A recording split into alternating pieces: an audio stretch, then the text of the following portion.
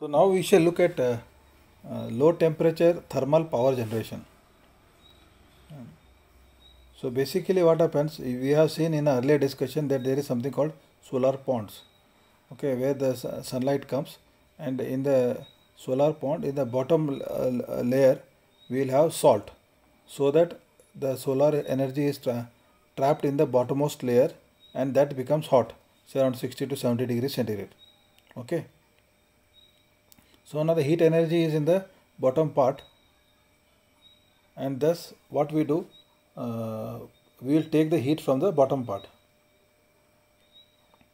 and then it will go to the heat exchanger, like boiler. Instead of boiler we will call it a heat exchanger, so that this 60 degrees 70 degrees heat is supplied to that.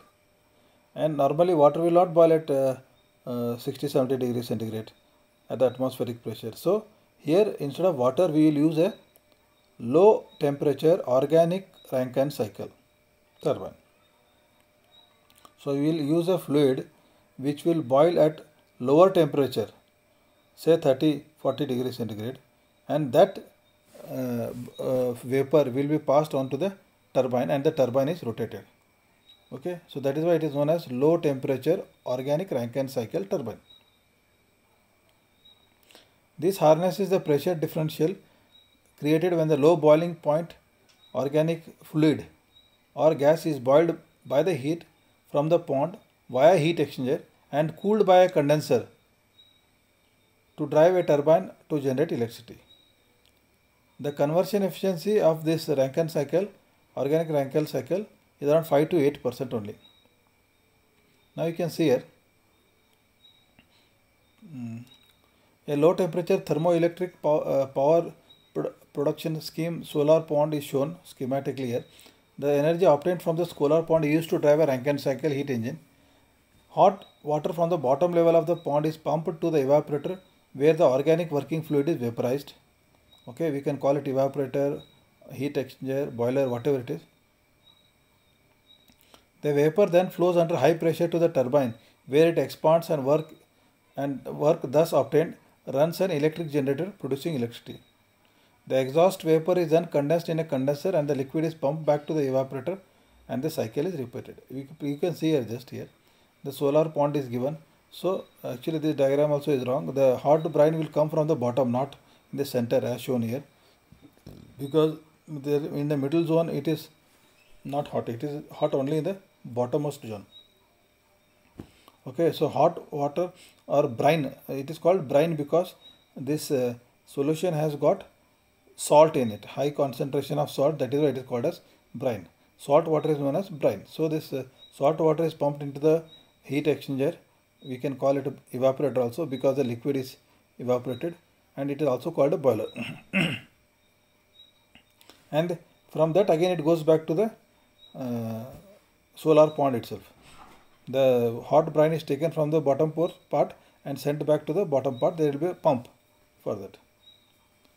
Now this organic liquid in the boiler will get evaporated and it will be expanded in a turbine. You can see it is coming in the low volume area and it is expanding.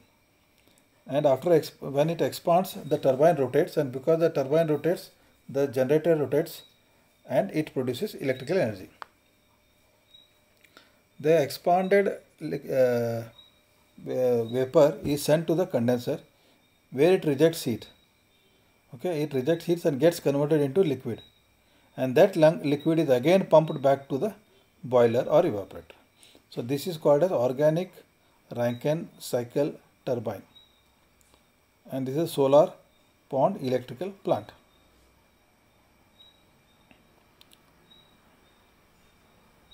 So you can see the schematic diagram of a low temperature solar plant. In this system, an array of flat plate collector used to heat. This is a different thing actually, where use flat plate collectors also can be used because they can give a temperature of water temperature of 60 to 70 degrees centigrade. And again here it is used to heat boil butane. See, butane is nothing but LPG, your gas, whatever you use now. Whatever LPG we used is nothing but propane and butane. So it is a low boiling point fluid, it will boil, vaporize, and this butane vapor will run the turbine.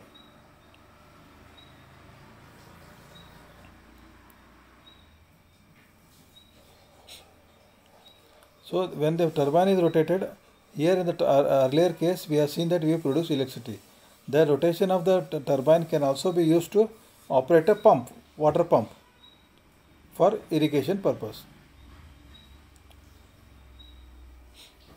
And again the vapor is condensed and pumped back to the system. So this is a closed cycle plant, actually closed cycle plant. Okay, so we have seen that solar pond electric power plant. Thank you.